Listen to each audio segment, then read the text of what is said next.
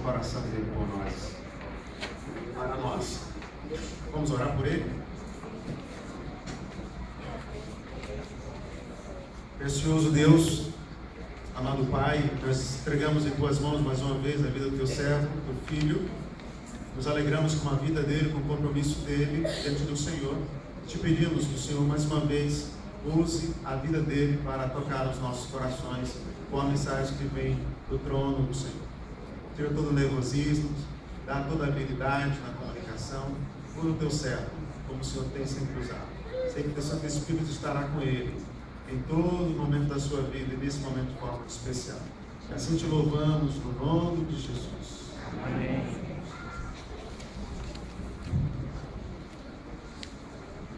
A graça e a paz de Jesus, meus irmãos. Amém.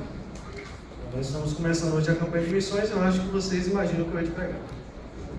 Eu gostaria que os irmãos abrissem suas Bíblias no livro de Apocalipse.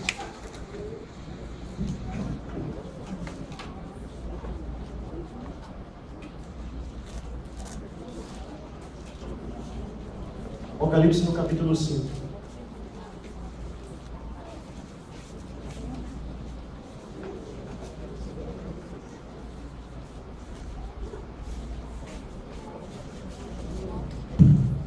Apocalipse capítulo 5, nós vamos ler o capítulo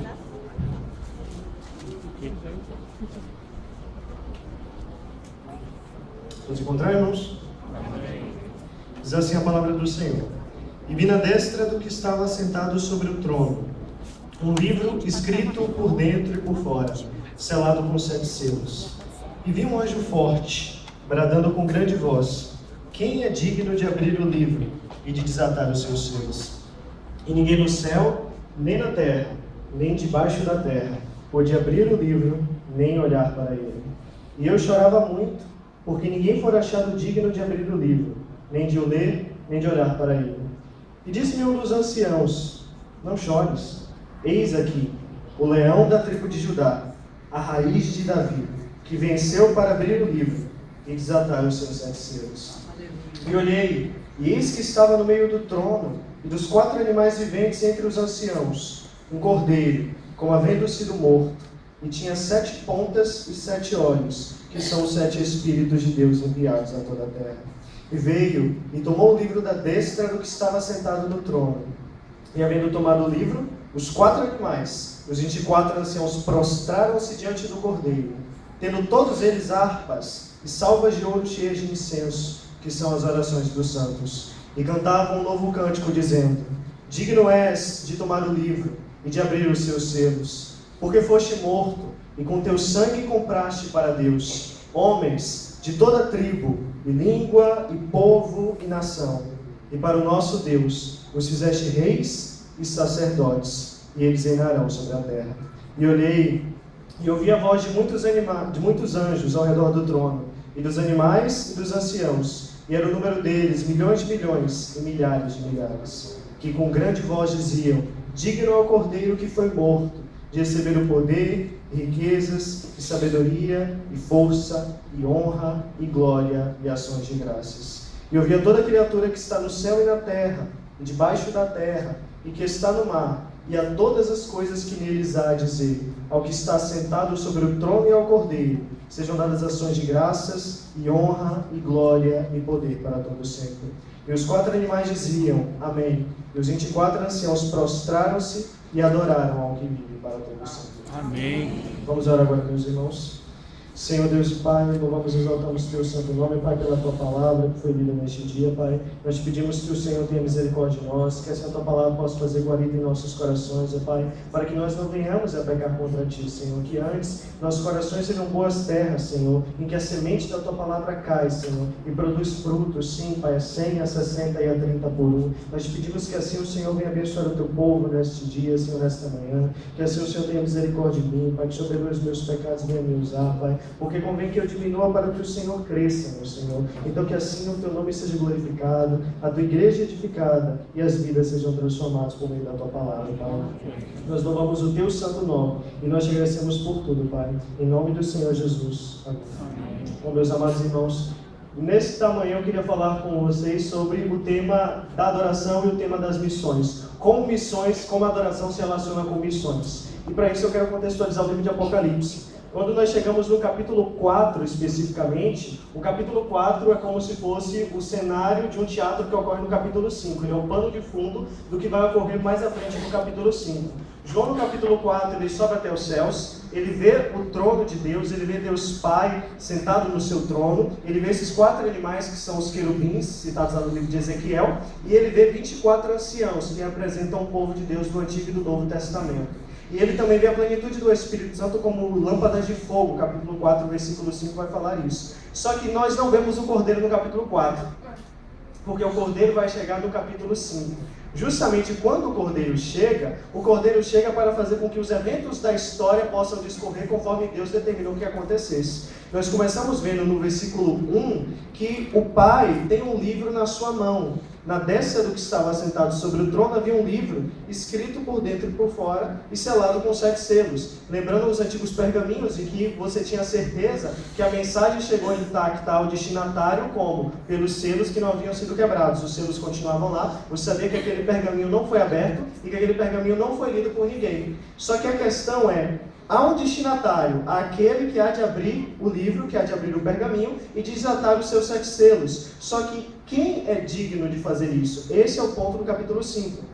Um anjo forte, outros anjos vão aparecer em Apocalipse, clamando aos céus, gritando aleatoriamente quem é digno de fazer tal coisa, ou quem pode fazer tal coisa, ou quem possa ouvir tal coisa. Então o anjo chega no versículo 2, clamando e perguntando quem é digno, merecedor de abrir o livro e de desatar os seus selos. E o próprio apóstolo João vai nos responder que não há ninguém em toda a criação que seja digno de abrir o livro. O versículo 3 fala, e ninguém no céu, nem na terra, nem debaixo da terra, podia abrir o livro, nem olhar para ele. Eu quero que nós percebamos a nossa situação. A gente não é digno não só de abrir o livro, a gente não é digno de olhar para o livro. A situação é muito maior do que nós imaginamos, do que nós pensamos. A nossa indignidade não é somente para abrir o livro, nós queremos ler, nós somos curiosos para ler esse livro, nós não podemos sequer olhar para o livro, atentar para ele por causa da nossa indignidade, por causa do nosso pecado. Então João começa a chorar, o versículo 4 ele fala isso, né? E eu chorava muito, porque ninguém for achado digno de abrir o livro, nem de o ler, nem de olhar para ele. E é interessante nós notarmos que na literatura apocalíptica, aqui em Apocalipse, João não está chorando, isso não sou eu que falo, um teólogo batista canadense, o D.A. Carson, ele fala isso, que João não está chorando porque ele é um intrometido frustrado que queria saber algo sobre o futuro. O ponto não é esse. O que João está relatando aqui é que na linguagem de Apocalipse, o livro não ser aberto significa que o juízo não virá sobre os ímpios e que a salvação não virá sobre os justos.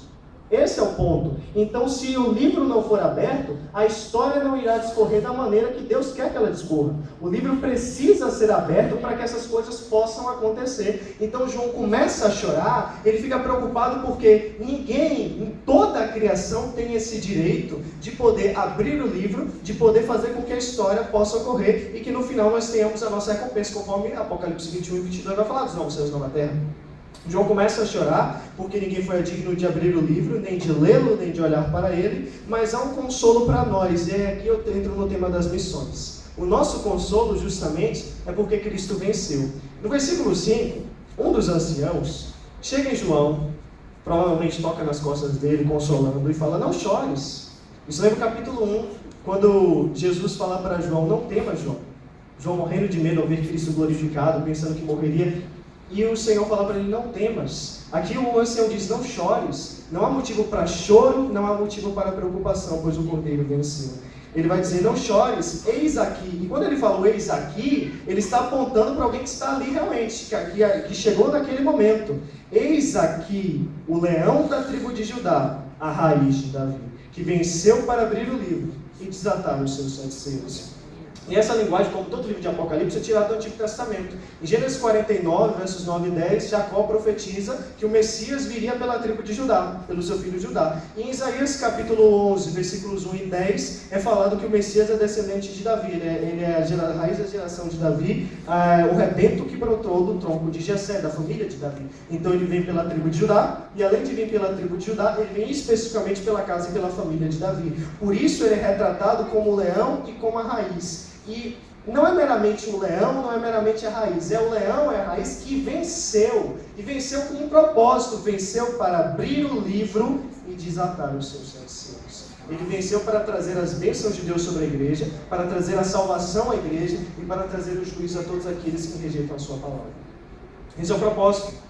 Mas o mais interessante de tudo é a linguagem que o Apocalipse vai trazer. No versículo 6, nós já vemos que João vai olhar. E olhei, ele diz. Só que ele não vê um leão. Ele vê um cordeiro. E olhei, e eis que estava no meio do trono e dos 4 animais viventes entre os anciãos um cordeiro, como havendo sido morto. Então, ele olha procurando o leão, mas ele enxerga um cordeiro. E ele não enxerga um cordeiro intacto, um cordeiro sem nenhuma ferida. Pelo contrário, ele diz que a aparência do cordeiro é como um cordeiro que foi morto. E não meramente morto. Há 2 palavras no grego que é uma palavra geral para matar. Só que a palavra aqui é relacionada principalmente a matar de sacrifício, imolar, sacrificar. Então, não é meramente o cordeiro morreu de qualquer morte, mas morreu de sacrifício. Esse é o tipo de morte que o cordeiro sofre. E ele sofre essa morte para vencer. Esse é o paradoxo. É isso que parece uma contradição em nossa mente. Como é que um cordeiro pode ser mais forte que um leão? Como um cordeiro pode vencer a morte por meio da morte? Mas é justamente isso que Cristo faz, que pagando o preço pela sua morte, ele triunfa sobre as forças do mal, ele triunfa na cruz, ele triunfa sobre os principados, sobre as potestades, e assim ele pode trazer a vitória e a salvação ao seu povo. É isso que João está enfatizando. E esse cordeiro, nós vemos que ele é onipotente e que ele é onisciente, e que além disso ele é o distribuidor do Espírito Santo. Porque na sequência, no versículo 6 ainda, ele diz que o cordeiro tinha 7 pontas e 7 olhos. As pontas, os chifres representam a força, os 7 representam a plenitude. Então ele tem a plenitude da força, ele tem a plenitude do poder. E os olhos representam a onisciência, também representando o Espírito Santo. Porque nós vemos que no capítulo 4, Cristo não está no céu ainda. E no capítulo 5 ele surge, mas ele não surge da porta pela qual João entrou. João entrou por uma porta, o capítulo 4 fala que ele tem uma porta no céu. Mas ele já aparece no meio do trono, ou seja, ele procede de Deus, ele é um com Deus. Ele não entra por qualquer lugar, ele entra pelo meio do trono. E ele chegar no capítulo 5 e no capítulo 6, ele enviar no capítulo 5 ainda, perdão, no versículo 6, ele enviar o Espírito Santo a toda a terra, parece estar se referindo à sua ascensão e ao derramamento do Espírito Santo em Pentecostes. Que no capítulo 4 ele ainda não ascendeu, no capítulo 5 ele ascende aos céus, e o texto no versículo 6 fala que os 7 olhos são 7 Espíritos de Deus enviados a toda a terra, como cumprimento da profecia de Joel do derramamento do Espírito. Lá em Atos capítulo 1, Jesus fala: ficar em Jerusalém até que do alto sejais revestidos de poder. Vós sereis batizados no Espírito Santo não muito depois destes dias. Então é quando ele envia o Espírito Santo a toda a terra, começando a dispensação da graça do Espírito Santo. E nós vemos que esse cordeiro que é digno, ele faz o que é de direito a ele. Ele toma o livro que ele tem direito de tomar. Versículo 7, veio e tomou o livro da destra do que estava sentado sobre o trono. E é simplesmente instantâneo. No versículo 8, assim que o cordeiro toma o livro, todo o céu começa a adorar. Primeiro, aqueles que estão mais próximos do trono. Os 4 animais, os 4 querubins e os 24 anciãos se prostram perante o cordeiro, tendo harpas, que é o instrumento que melhor representa a adoração no Antigo Testamento, e tendo salvas, taças de ouro cheias de incenso, o incenso também representando a adoração ao Senhor, que Apocalipse vai dizer que são as orações dos santos. Então nós começamos a perceber 2 coisas. Primeiro, a adoração como combustível de missões e a oração como combustível de missões. Eu anotei algumas falas aqui de 2 teólogos, um teólogo pentecostal, o Timothy Jenner, no comentário dele de Apocalipse, e o John Piper, teólogo batista, num livro dele sobre missões. O Jenner ele vai falar uma coisa muito interessante, que as orações dos santos são comparadas ao incenso que queimava em frente ao lugar santíssimo. E esse incenso só poderia ser usado da forma apropriada, como Deus escreveu no livro de Êxodo. O que acontecia quando uma pessoa usava o incenso erradamente? Ele era excluído do povo de Deus. Então, a oração deve ser feita somente para a pessoa correta. Se a oração é comparada ao incenso, se o incenso no Antigo Testamento só poderia ser oferecido a Deus, a oração da mesma maneira. É por isso que mais à frente, ele vai falar que aqueles que adoram a besta queimarão pelos séculos dos séculos no lago de fogo. Porque eles têm adorado a pessoa errada, eles têm adorado o anticristo. O tema em Apocalipse é adoração. Apocalipse talvez seja o livro que mais fala de adoração no Novo Testamento. Porque o tema é muito claro. O que os cristãos naquela época estavam passando é qual deve ser a verdadeira adoração e a quem ela deve ser prestada. Ao César? Ao imperador? Não, somente a Deus. É isso que João vai responder. E essa oração é oferecida somente ao Senhor. No versículo 9, entramos então no tema da adoração. Eles cantavam um novo cântico. O livro de Salmos fala muito isso. O novo cântico é uma forma que você expressa o seu louvor, a sua gratidão ao Senhor pelo livramento que Ele deu, pela justiça que Ele operou. E aqui Ele operou a justiça definitivamente pela obra de Cristo no Calvário. Eles cantavam um novo cântico dizendo: digno és de tomar o livro e de abrir os seus selos, porque foste morto e com teu sangue compraste para Deus homens de toda tribo e língua e povo e nação, e para o nosso Deus os fizeste reis e sacerdotes, e eles reinarão sobre a terra. Então o louvor é dado ao Cordeiro, dizendo que ele é digno. O louvor expressa a verdade. O louvor deve ser feito em espírito e em verdade. Esse louvor expressa a verdade, que o Cordeiro é digno, que ele é digno de tomar o livro, que ele é digno de abrir os seus selos, que ele é digno de levar a história para o rumo final onde ela deve ser levada. Por quê? Porque ele foi morto, porque ele foi sacrificado, porque ele foi imolado, e com o seu sangue ele comprou para Deus toda a humanidade, os que procedem de toda tribo, e língua, e povo, e nação, pelo seu sangue. Amém.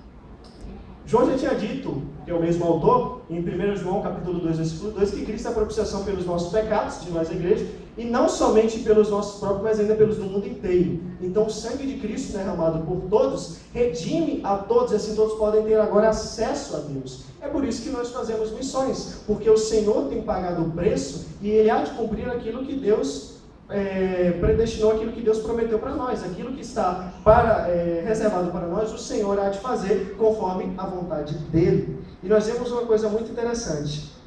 Isso é citação novamente do teólogo Timothy Jenner, ele fala que a palavra adoração aparece 60 vezes no Novo Testamento.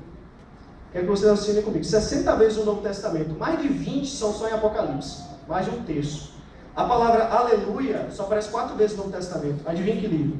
4 vezes em Apocalipse capítulo 19. Todas as vezes que a palavra aleluia aparece no Novo Testamento é em Apocalipse. 4 das 6 referências ao incenso no Novo Testamento estão em Apocalipse, e as únicas 2 referências ao incensário estão em Apocalipse. Então o tema de Apocalipse é muito claro. Você vai passando de capítulo em capítulo, daqui a pouco você acha um louvor no livro de Apocalipse. Porque a adoração vai fazer com que nós cheguemos aonde Deus quer que cheguemos, novos céus e nova terra, onde habita a justiça. E a oração também. Isso é uma coisa interessante. John Piper, ele tem uma fala muito linda, muito incisiva, e que ele vai falar justamente isso aqui. As missões não são algo fundamental da igreja. A adoração é.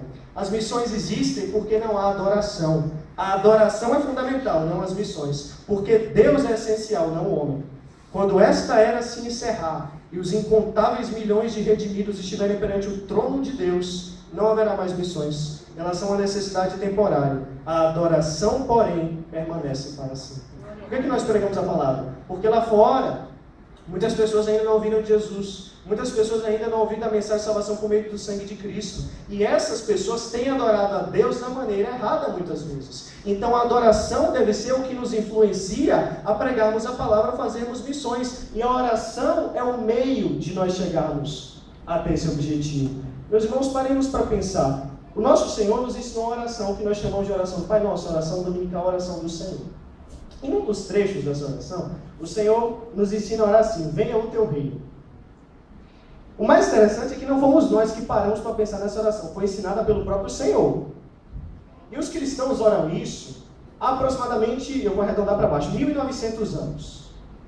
O antigo documento cristão do século I, na época que João ainda estava vivo, chamado Didaquê, recomenda os cristãos orarem a oração do Pai Nosso 3 vezes por dia. O Didaquê é um antigo documento, provavelmente da Síria, que foi feito para instruir os cristãos que iam se batizar, os discipulandos ao batismo. E é recomendado, os mestres da igreja, provavelmente da Síria, como eu falei, recomendado que eles orassem a oração do Pai Nosso 3 vezes por dia. Se nós temos hoje 2 bilhões de cristãos, aproximadamente, e nós temos a igreja orando isso por 1900 anos, 3 vezes por dia, suponhamos que cada pessoa tenha 50 anos só, arredondando para baixo. Eu fiz essas contas lá em casa, nós teríamos orado a oração do Pai Nosso até hoje, arredondando para baixo, 3 trilhões de vezes. 3 trilhões e um tanto lá que eu ainda não lembro mais. Então, qual é a grande questão? Nós não sabemos sequer quando o Senhor há de chegar. Pode levar mais 1.900 anos, pode levar 2.000 anos, pode ser hoje. Eu não sei. Se esse tempo duplicar, coloque aí 6 trilhões de vezes, e mais, e mais, e mais, e mais, e mais. Quantas vezes nós oramos a oração do Pai Nosso? Quantas vezes oramos, venha o teu reino? Pergunta, o que Deus vai fazer? Ele vai trazer o seu reino. Se nós oramos isso há tanto tempo, se Ele mesmo nos ensinou a orar assim, o que Deus irá fazer se não cumprir aquilo que Ele disse que cumpriria? É por isso que missões são fundamentais. O reino é divino, mas quem vai participar desse reino? Preguemos para que todos possam participar desse reino, porque a porta está aberta. Agora basta eles entrarem. E nós temos uma grande herança, não? Versículo 10. E para o nosso Deus nos fizeste reis e sacerdotes, e eles reinarão sobre a terra. A primeira referência talvez ao milênio em Apocalipse, que fala que reinaremos sobre a terra, conforme Apocalipse 20 fala. Então, no capítulo 1, versículo 6, nós já vimos que o Senhor nos fez reis e sacerdotes, só que aqui é dito onde nós reinaremos sobre a terra. Essa é a promessa que Ele nos tem dado, não qualquer promessa, a promessa do reino. Nós oramos, venha o teu reino, o seu reino virá, e nós participaremos desse reino, se tão somente nós formos fiéis a Ele, é o que a palavra dele diz. E a adoração começa a se expandir. Versículo 11. E olhei, e ouvi a voz de muitos anjos. Começou por aqueles que estavam mais perto do trono. Começou por aqueles, os 4 querubins e os 24 anciãos. Só que agora se espalham os anjos. E ouvi a voz de muitos anjos ao redor do trono, e dos animais e dos anciãos. Todo o céu, e era o número deles, milhões de milhões, milhares de milhares. É uma expressão para uma multidão incontável, uma multidão que não pode sequer ser contabilizada. Que com grande voz, versículo 12, diziam: digno é o Cordeiro que foi morto, de receber o poder, riquezas, e sabedoria, e força, e honra, e glória, e ações de graças. 7 coisas. Ele é digno de receber a plenitude das coisas. Ele é digno de receber absolutamente tudo. Por quê? Por causa do seu sacrifício. Porque Ele cumpriu aquilo que foi destinado para Ele, aquilo que foi proposto a Ele pelo Pai. Ele veio e Ele cumpriu. O Cordeiro é digno porque Ele foi morto, Ele foi sacrificado, Ele foi imolado como nosso substituto para vencer as forças do mal. E o capítulo termina dizendo, eu prossigo para o final: eu vi a toda criatura que está no céu e na terra, e debaixo da terra e que está no mar. E repare, não são só os seres viventes que louvam, até os seres inanimados. E a todas as coisas que neles há, dizer, ao que está sentado sobre o trono e ao Cordeiro, sejam dadas ações de graças, e honra, e glória, e poder para todos sempre. Amém. Então nós vemos que toda a criação, no final, é restaurada a Deus, conforme Romanos 8 vai falar. Toda a criação, então, louva o nome do Senhor pela sua obra, louva o Messias, o nosso Senhor Jesus, por aquilo que Ele fez, pela sua obra de morrer no Calvário e poder dar, então, esperança às nações. O versículo 14 diz: e os 4 animais diziam, amém.